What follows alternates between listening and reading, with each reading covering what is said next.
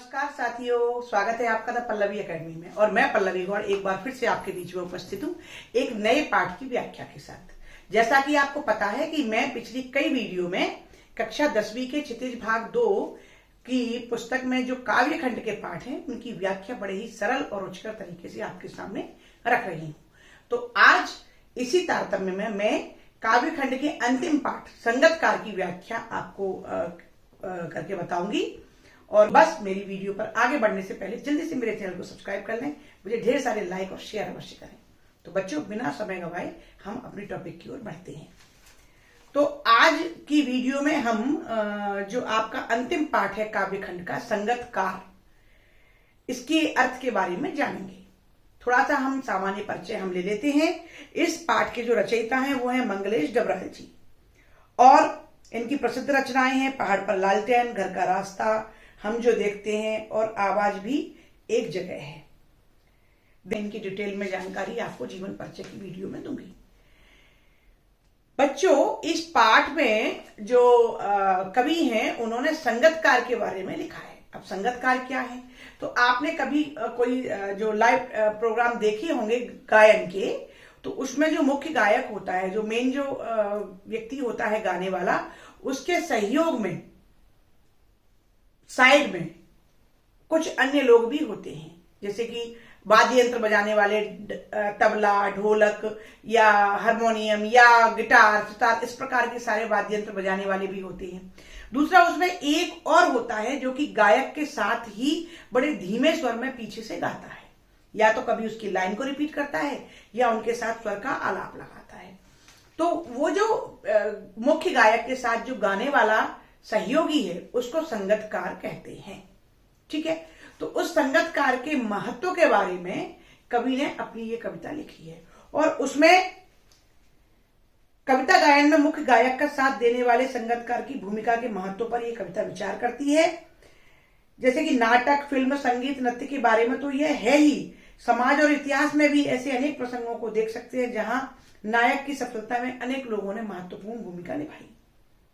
कविता इनमें यह संवेदनशीलता विकसित करती है कि उनमें से प्रत्येक का अपना अपना महत्व है। यानी कि कोई भी सफल व्यक्ति है, या कोई भी नाटक है, या कोई भी मंचन है, यदि वो सफल है तो उसमें एक ही व्यक्ति की भूमिका नहीं होती, बल्कि जो पीछे, पर्दे के पीछे जो सहायक कार्य करने वाले होते हैं वे भी अहम होते हैं उस दृश्य की, उस नाटक की या उस गायन की सफलता के लिए। तो कवि ने अपनी इस कविता के माध्यम से, होता क्या है बच्चों कि हमने किसी संगीतकार को सुना, यानी कि जो गायक हैं, अभी आप कई लोगों के फैन होंगे, है ना, कि जैसे कि श्रेया घोषाल है, या वो कौन सा गायक है जिसकी आजकल बहुत ज्यादा डिमांड है, ऐसे आप कई लोगों के गाने सुनते होंगे। तो हम केवल एक चेहरे को जानते हैं कि अरे वाह, इसने इतना अच्छा गाया, या इसकी आवाज इतनी बढ़िया है, या ये इतना अच्छा गाता है। लेकिन वास्तविकता ये है कि उसके उस गीत को प्रसिद्ध करने में केवल अकेले उसी का हाथ नहीं है, बल्कि जो सहायक हैं, जो पीछे कार्य कर रहे हैं, उसको सहयोग दे रहे हैं, वो लोग भी महत्वपूर्ण होते हैं। उनमें विशेषकर ऐसे लोग जो कि गायककार के साथ साथ पीछे अपनी धीमी आवाज में उसको गाते समय अपनी आवाज में सहयोग करते हैं। तो चलिए, अब हम इस कविता को थोड़ा सा, मैंने आपको पृष्ठभूमि बताई है, थोड़ा सा हम इस कविता की व्याख्या की तरफ चलते हैं। तो आप जल्दी से मेरे साथ में अपनी पुस्तक उठाइए क्षितिज, और आप इस कविता को मेरे साथ साथ पढ़िए। हम इसको टुकड़ों में इसका अर्थ समझेंगे। थोड़ी सी हम 5-7 लाइनों को पहले पढ़ते हैं। मुख्य गायक के चट्टान जैसी भारी स्वर का साथ देती वह आवाज सुंदर कमजोर कांपती हुई थी। वह मुख्य गायक का छोटा भाई है, या उसका शिष्य, या पैदल चलकर सीखने आने वाला दूर का कोई रिश्तेदार। मुख्य गायक की गरज में वह अपनी गूंज मिलाता आया है प्राचीन काल से।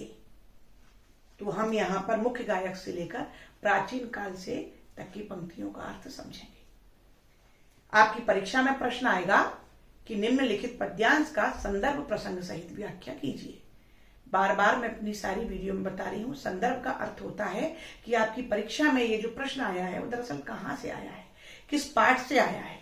तो उसमें आपको 3 चीजें लिखनी होती हैं। पुस्तक का नाम जो कि है क्षितिज भाग 2, पाठ का नाम संगतकार, और जो रचयिता है वो है मंगलेश डबराल जी। तो यहां पर ये आपका संदर्भ है। प्रसंग पूरी कविता का एक ही रहेगा कि प्रस्तुत पंक्ति में कवि ने संगतकार के मुख्य गायक के साथ साथ संगीतकार के योगदान के महत्व के बारे में बताया है। व्याख्या। मुख्य गायक के चट्टान जैसी भारी स्वर का साथ देती वह आवाज सुंदर, कमजोर, कांपती हुई थी। कवि कहते हैं कि हमने देखा होगा कि जब हम किसी गायककार को सुनते हैं, है ना, या हमारे सामने कोई एक मुख्य गायक यानी कि प्रसिद्ध गायक या जो मेन जो लीड करने वाला उस गाने को है, जब वो हमारे सामने गाता है तो उसके साथ साथ एक पीछे से धीमे स्वर में एक आवाज उस गायन का साथ देती है। तो कवि यहां पर कहते हैं कि ये जो गायक की जो भारी आवाज है ना, उसके साथ साथ पीछे से जो एक कांपती हुई धीमे स्वर में, मध्यम स्वर में जो एक स्वर आवाज आ रही है, वो ऐसी कल्पना करता है कवि कि या तो वो उस मुख्य गायक का छोटा भाई है। समझ रहे हैं आप बच्चों? यहां पर संगीतकार की भूमिका बता रहा है वो कि संगीतकार एक मुख्य गायन में पार्श्व में जो संगीत का या तो स्वर को रिपीट करता है या उस कड़ी को रिपीट करता है जिसको मुख्य गायक गा देता है, वो कितना अहम है इस बात की पुष्टि करते हुए कवि कहता है कि ऐसा लगता है कि ये मुख्य गायक की जो भारी आवाज है उसके साथ साथ जो पीछे से धीमा स्वर इसका साथ निभा रहा है, कमजोर, कांपती हुई का अर्थ यहां पर है कि जो संगीतकार होते हैं उनका ये प्रयास होता है कि उनकी जो आवाज है वो मुख्य गायक की आवाज से तेज ना हो जाए। ऐसा ना हो कि उनकी आवाज ज्यादा सुनाई दे, वो केवल सहयोग के रूप में अपने धीमे स्वर में साथ निभाते हैं। तो इसीलिए उनके धीमे स्वर को यहां पर कवि कमजोर और कांपती हुई आवाज से चरितार्थ कर रहा है। तो कवि कहते हैं कि मुख्य गायक के साथ जो पीछे से मुझे कांपती हुई धीमे स्वर में सहयोग करती हुई एक आवाज सुनाई दे रही है, तो ऐसा लगता है मानो कि ये जो गाने वाला है वो या तो ये जो मुख्य गायक है उसका कोई छोटा भाई है अथवा उसका शिष्य है। यानी कि या तो वो इसलिए सहायता कर रहा है गाने में, मुख्य गायक के साथ इसलिए गा रहा है सहयोग में कि या तो उसका छोटा भाई है या फिर मुख्य गायक का शिष्य है, यानी कि वो गायन सीख रहा है, अथवा या पैदल चलकर सीखने आने वाला दूर का कोई रिश्तेदार मुख्य गायक की गरज में। यानी कि अथवा वो व्यक्ति कौन है जो साथ में गा रहा है, कभी कल्पना करता है कि वो गायन सीखने के लिए बहुत दूर से पैदल चलकर आने वाला कोई रिश्तेदार है जो सीखने की गरज से कि ये मुख्य गायक मुझे अच्छा गाना गाना सिखाए, इस गरज से अपनी गूंज मिलाता आया है प्राचीन काल से। वो अपनी आवाज को मुख्य गायक की आवाज के साथ मिलाता आ रहा है। प्राचीन काल से का अर्थ हुआ पिछले लंबे समय से, यानी कि जब से संगीत का प्रारंभ हुआ है, जब से गायन विधा का प्रारंभ हुआ है, तब से जितने भी गायन विधा में सहयोग करने वाले, पीछे से अपने मुख्य गायक के स्वर में स्वर मिलाकर गाने वाले जितने भी लोग हैं, वो लंबे समय से इस प्रकार की भूमिका का निर्वाह करते हैं, जैसे कि वे या तो मुख्य गायक के भाई हों, या मुख्य गायक के रिश्तेदार हों, या मुख्य गायक के शिष्य हों। समझे बच्चों? देखते हैं कि हम इन पंक्तियों को लिखित रूप में कैसे याद कर सकते हैं। आइए देखते हैं। संकेत: मुख्य गायक डैश डैश प्राचीन काल से। संदर्भ: पुस्तक का नाम क्षितिज भाग 2, पाठ का नाम संगीतकार और रचयिता हैं मंगलेश डबराल। प्रसंग: कवि मुख्य गायक के साथ गाने वाले संगीतकार के महत्व के बारे में बता रहा है। व्याख्या: कवि कहता है कि जब मुख्य गायक अपनी गीत प्रस्तुत करता है तो उसकी भारी आवाज़ के साथ जो हमें हल्की मधुर आवाज़ सुनाई देती है वह संगीतकार की होती है। उस आवाज़ को सुनकर अंदाज़ा लगाते हुए कवि कहता है कि ये मुख्य गायक का छोटा भाई या शिष्य या कोई रिश्तेदार हो सकता है जो पैदल चलकर संगीत सीखने आया है। यह संगीतकार जब से मुख्य गायक ने गाना शुरू किया है तभी से उसका साथ देता आया है और प्राचीन समय से ही अपनी आवाज़ मुख्य गायक की आवाज़ में मिलाकर उसके संगीत को मधुर व प्रभावशाली बनाते आया है। बच्चों, कविता की अगली पंक्तियों को हम पढ़ते हैं। गायक जब अंतरे की जटिल तानों के जंगल में खो चुका होता है या अपने ही सरगम को लांघ कर चला जाता है भटकता हुआ एक अनहद में, तब संगीतकार ही स्थायी को संभाले रहता है। जैसे समेटता हो मुख्य गायक के पीछे का छूटा हुआ सामान, जैसे उसे याद दिलाता हो उसका बचपन जब वह 9 से किया था। ये अगली पंक्तियां हैं। अब हम इनका अर्थ देखते हैं। देखिए बच्चों, संदर्भ और प्रसंग इस कविता का एक ही रहेगा। प्रारंभ में बता चुकी हूं कि संदर्भ पुस्तक का नाम क्षितिज भाग 2, पाठ का नाम संगतकार और रचयिता है मंगलेश डबराल जी। और प्रसंग प्रस्तुत पंक्तियों में कवि मुख्य गायक के साथ महत्वपूर्ण भूमिका निभाने वाले संगीतकार का महत्व बता रहे हैं। अब यहां पर व्याख्या में हम चलते हैं तो कवि क्या कहता है कि जो संगतकार है वो इस प्रकार से मुख्य गायक का सहयोग करता है जैसे कि वो या तो भाई हो, रिश्तेदार हो या शिष्य हो। और कब कब सहायता करता है? कब?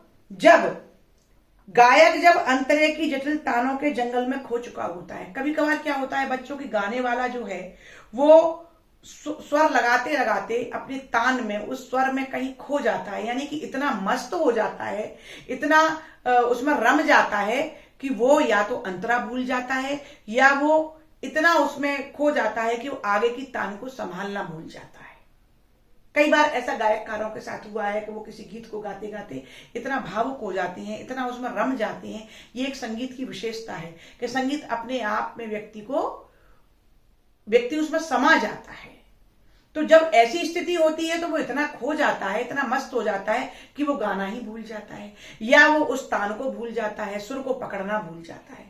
तो कवि उसी का वर्णन करता है कि गायक जब अंतरे की जटिल तानों के जंगल में खो चुका होता है, यानी कि जो एक मुख्य गायक है, जो गाने वाला है, जब वो अंतरे में स्वर लगाते लगाते, कई बार ऐसा होता है कि जब वो उस स्वर के जंगल में, यानी कि स्वर के उतार चढ़ाव में कहीं खो जाता है या अपने ही सरगम को लांघ कर चला जाता है भटकता हुआ अनहद में। अनहद मीन्स अनंत में गुम हो जाना, यानी कि मस्त हो जाना, रम जाना।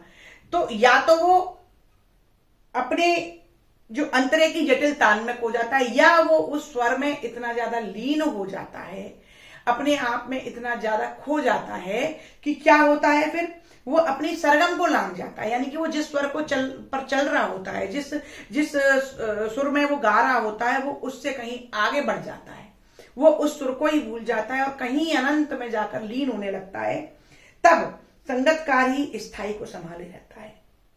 तब ऐसी स्थिति में गायन की मुख्य अंतरे को या गायन के मुख्य सुर को जो पीछे संगतकार है वो संभाले रहता है। यानी कि जब गायक अपने गीत गाते समय किसी सुर में खो जाता है या अपनी किसी तान में मस्त हो जाता है या अंतरे को भूल जाता है, तो उस समय जब वो उस भूलने के कारण निराश हो जाता है, हड़बड़ा जाता है या उसे लगता है कि अब मेरा गीत नहीं संभलेगा, मेरे से मैं खो चुका हूं, मैं भूल चुका हूं, तब उस समय संगतकार मुख्य भूमिका निभाता है और वो वहां पर क्या करता है? स्थाई को संभाली रहता है। वो मेन स्वर को पकड़े रहता है, मेन अंतरे को पकड़े रहता है। जैसे मान लो कभी अंतरा गा गया, भूल गया गायककार, तो क्या करेगा वो जो संगतकार होगा? वो उस अंतरे को दोबारा से गाकर उसे दोबारा से मुख्य गायक को याद करा देता है या वो उस सुर को दोबारा से आलाप करके मुख्य गायक को उसी स्वर पर वापस ले आता है। तो इस प्रकार से वो उस विकट परिस्थिति को संभाल लेता है जब मुख्य गायक अपने अंतरे या सुर से भटककर कहीं और खो जाता है या सुर पकड़ने में उसको वापस आने में उसे परेशानी होती है। तो वहां पर संगतकार उस सुर को या उस अंतरे को दोबारा गाकर उस स्थिति को संभालता है और मुख्य गायक को वापस स्वर में ले आता है। जैसे समेटता हो मुख्य गायक का पीछे छूटा हुआ सामान। अब यहां पर कल्पना करता है कवि को वो इस प्रकार से संगतकार उस छूटे हुए स्वर को या छूटे हुए अंतरा को संभालता है जैसे कि ऐसा लगता है कि उसने मुख्य गायक के चले जाने के बाद जो सामान उसका छूट गया था वो समेट लिया हो। क्योंकि मुख्य गायक तो अंतरे में खो गया, वो तो कहीं लीन हो गया, वो मस्त हो गया अपने सुर में, उसे ध्यान ही नहीं रहा कि वो क्या गा रहा है, कौन सा सुर लगा रहा है। तो वो जो आगे निकल जाता है अपने सुर से, तब संगतकार उसे वापस उस अंतरे को दोहराकर या उस सुर का आलाप लगाकर जब मुख्य गायक को वापस उस जगह लाता है तो कवि कल्पना करता है कि तब ऐसा लगता है जैसे कि संगतकार मुख्य गायक के जाने के बाद जो उसका सामान पीछे रह गया है स्टेज पर उसको समेट रहा हो। या जैसे उसे याद दिलाता हो उसका बचपन जब वह नौसिखिया था। नौसिखिया यानी नया नया सीखने वाला। या फिर कल्पना करता है कि तब वो संगीतकार ऐसा लगता है कि उस मुख्य गायक को याद दिला रहा हो उसका बचपन। कौन सा बचपन? जब उसने संगीत सीखना शुरू किया था अपने गुरु से, और संगीत सीखने में वो बार बार अपने सुर को या तो पकड़ना भूल जाता था, या उसको पकड़ नहीं पाता था, या अंतरा भूल जाता था। तो उसका जो गुरु था वो उस सुर को पकड़ने का में सहयोग करता था, उस अंतरा को याद दिलाने में, बार बार सिखाने में जिस प्रकार से गुरु सहयोग करते थे बचपन में, उसी प्रकार से ऐसा लगता है कि भटके हुए मुख्य गायक को पुनः अपने स्वर और अंतरे पर लाने के लिए जो संगीतकार है वो विशेष भूमिका निभाते हुए मुख्य गायक को उसके बचपन की, नए नए संगीत को सीखने के समय की वापस याद दिला रहा हो, और उस भटके हुए मुख्य गायक को वापस उसके सुर में, उसके अंतरे पर, उसके संगीत में लाता है। तो इस प्रकार से बच्चों, यहाँ पर कवि ने संगीतकार की, मुख्य गायक कि गायन में संगीतकार किस प्रकार से अपनी भूमिका का निर्वाह करता है, कहां कहां गायन में गायक की सहयोग संगीतकार करता है, उसके बारे में बताया। चलिए अब हम इन पंक्तियों को किस प्रकार से लिखकर याद कर सकते हैं हम देखते हैं। संकेत: गायक जब से लेकर नौसिखिया तक। संदर्भ: पुस्तक का नाम क्षितिज भाग 2, पाठ का नाम संगीतकार और रचयिता है मंगलेश डबराल। प्रसंग: प्रस्तुत पंक्तियों में कवि संगीतकार के महत्व का वर्णन करता है।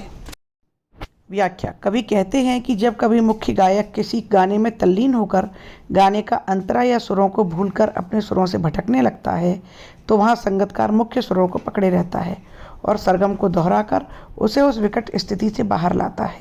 कवि कल्पना करता है कि उस समय ऐसा लगता है मानो वह संगीतकार मुख्य गायक को पीछे से छूटा हुआ सामान समेटते हुए उसके साथ आगे बढ़ रहा है। उस समय मुख्य गायक को अपना बचपन याद आता है, जब वह संगीत में नौसिखिया था और उसका गुरु उसके सुरों को भटकने न देकर सही सुरों पर बने रहने में उसकी मदद करता था। आइए बच्चों, हम इस पाठ की आगे की पंक्तियों को देखते हैं।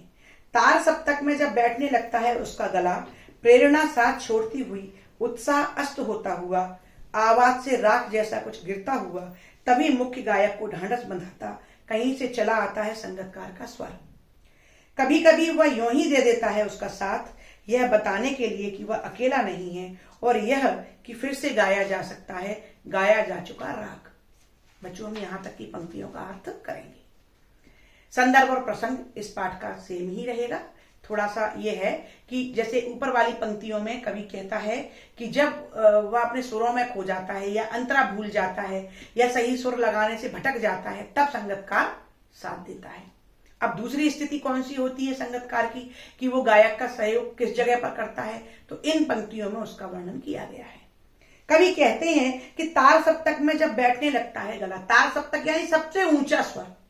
जब कभी गायककार अपने गायन में गीत गाते समय कोई बहुत ऊंचा स्वर लगाने लगता है, और उस ऊंचे स्वर के लगाने के कारण उसका गला बैठने लगता है, जब बहुत तेजी से ऊंचे स्वर पर जब गायककार गाता है और उस स्थिति में उसका गला अचानक से बैठने लगता है, तो फिर क्या होता है कि उत्साह अस्त होता हुआ, प्रेरणा साथ छोड़ती हुई, आवाज से राख जैसा कुछ गिरता हुआ। तो जब गला बैठने लगता है तो गायककार, जो मुख्य गायक है, वो घबरा जाता है। क्यों? क्योंकि उसे लगता है कि अब वो आगे नहीं गा पाएगा, क्योंकि उसका तो गला ही बैठने लगा ऊंचे स्वर से। तब उसकी प्रेरणा, उसमें जो उत्साह है वो गिरने लगता है, वो हताश और निराश होने लगता है, और उसकी जो आवाज है वो कहीं राख जैसी बिखरने लगती है। और उस विकट परिस्थिति में क्या होता है, तभी मुख्य गायक को ढांढस बंधाता हुआ कहीं से चला आता है संगीतकार का स्वर। जब एक मुख्य गायक का गला बैठने लगता है ऊंचे स्वर के लगने से, और उस स्थिति में गायक घबराने लगता है, हताश हो जाता है कि अब मैं आगे नहीं गा पाऊंगा क्योंकि मेरा गला मेरा साथ नहीं दे रहा है, उसमें उसका उत्साह गिरने लगता है, उसकी प्रेरणा खत्म होने लगती है, तब पीछे से संगीतकार का स्वर उसको फिर से ढांढस यानी कि हौसला, हिम्मत देता हुआ वहां पर आ जाता है। अर्थात जब कभी ऐसी सिचुएशन होती है कि मुख्य गायककार का गला काम करना बंद कर देता है, बीच बीच में खराश आ जाए या बैठने लगता है, तो फिर उस स्थिति को पीछे जो पार्श्व गायक जो हैं, जो संगीतकार हैं, जो पीछे से अपनी धीमी आवाज में को मुख्य गायक की आवाज से मिलाते हैं, वो वहां पर मेन रोल अदा करते हैं, मुख्य भूमिका में आते हैं और वहां पर मुख्य गायक को हौसला बढ़ाते हुए क्या करते हैं, कभी कहीं से चला आता है संगतकार का स्वर और वहां पर वो उस अंतरे को या उस जगह पर गाना शुरू कर देते हैं, है ना, अपना स्वर के साथ में उस स्थिति को संभालते हैं। कभी कभी वह यूं ही दे देता है उसका साथ, यह बताने के लिए कि वह अकेला नहीं है। कभी कभार एक संगतकार एक मुख्य गायक के लिए हिम्मत का काम भी देते हैं, एक आत्मविश्वास भी जगाते हैं। मुख्य गायक में ये विश्वास पैदा करते हैं कि घबराओ मत, तुम गीत आराम से गाओ, तुम अपना गायन कार्य करो, तुम अकेले नहीं हो, तुम्हारी किसी भी विपरीत परिस्थिति के लिए, किसी भी परेशानी में मैं तुम्हारे साथ खड़ा हूं। तो कई बार संगतकार क्या करती हैं कि अनायास ही, अप्रत्यक्ष रूप से ही वो एक गायक में, मुख्य गायक में हिम्मत, हौसला और आत्मविश्वास को पैदा कर देते हैं और वो इसलिए भी गाते हैं कि एक गायककार को ये रहे कि मेरे पीछे मैं अकेला नहीं हूं, मेरे पीछे मेरी किसी भी स्थिति को संभालने के लिए संगतकार के रूप में मुझे एक मजबूत सहयोग प्राप्त है। और वह यह कि फिर से गाया जा सकता है गाया जा चुका राग, और वो ये भरोसा दिलाते हैं कि घबराओ मत, मैं हूं, मैं दोबारा से जो आपने राग गा दिया है, जो तुम्हारे द्वारा गीत गाया जा चुका है, जो अंतरा गाया जा चुका है या जो सुर लगाया जा चुका है, उसे दोबारा भी गाया जा सकता है। अर्थात जब कहीं भी ऐसी विपरीत परिस्थिति आती है कि मुख्य गायक किसी भी परिस्थिति की वजह से गाना गाने में असमर्थ सा लगने लगता है, उसे ये लगने लगता है कि वो आगे नहीं गा पाएगा, या उससे कोई सुर छूट जाता है, या अंतरा छूट जाता है, या उसका गला बैठ जाता है, तब एक संगतकार वहां पर अपने सुरों के साथ में, अपनी आवाज के साथ में उस अंतरा को दोहराकर ये विश्वास दिलाता है कि घबराओ मत, मैं तुम्हारे साथ हूं, तुम अकेले नहीं हो, और ये जो राग है इसको मैं दोबारा गाकर तुम्हारा सहयोग करते हुए दोबारा से तुम्हें उसी अंतरे पर, उसी सुर पर लाऊंगा और तुम में आत्मविश्वास जगाऊंगा। तो इस प्रकार से एक संगतकार का एक मुख्य गायक के गायन में महत्वपूर्ण भूमिका होती है। तो बच्चों, इन पंक्तियों को हम लिखित में कैसे याद कर सकते हैं, आइए हम देखते हैं। संकेत, तार सप्तक से गा चुका। संदर्भ, पुस्तक का नाम क्षितिज भाग 2, पाठ का नाम संगतकार और रचयिता मंगलेश डबराल। प्रसंग, कभी मुख्य गायक के साथ गाने वाले संगतकार के महत्व के बारे में बता रहा है। व्याख्या, कभी कहता है कि जब कभी मुख्य गायक विधा का प्रयोग करते हुए ऊंचे स्वर में गाता है और उसका गला बैठने लगता है, जिसके कारण उसके सुर नहीं संभलते और वह निराश हो जाता है, उसका मनोबल गिरने लगता है, उसकी आवाज़ कांपने लगती है, उस समय मुख्य गायक में हौसला बढ़ाने और उत्साह जगाने वाला संगतकार का मधुर स्वर सुनाई देता है और उससे मुख्य गायक पुनः जोश से गाने लगता है। कभी कभी संगतकार मुख्य गायक का साथ यह बताने के लिए भी देता है कि वह अकेला नहीं है, और वह बताता है कि जो राग गाया जा चुका है उसे दोबारा भी गाया जा सकता है। इस प्रकार वह मुख्य गायक का हौसला बढ़ाता है। आइए बच्चों, हम आगे की पंक्तियां देखते हैं।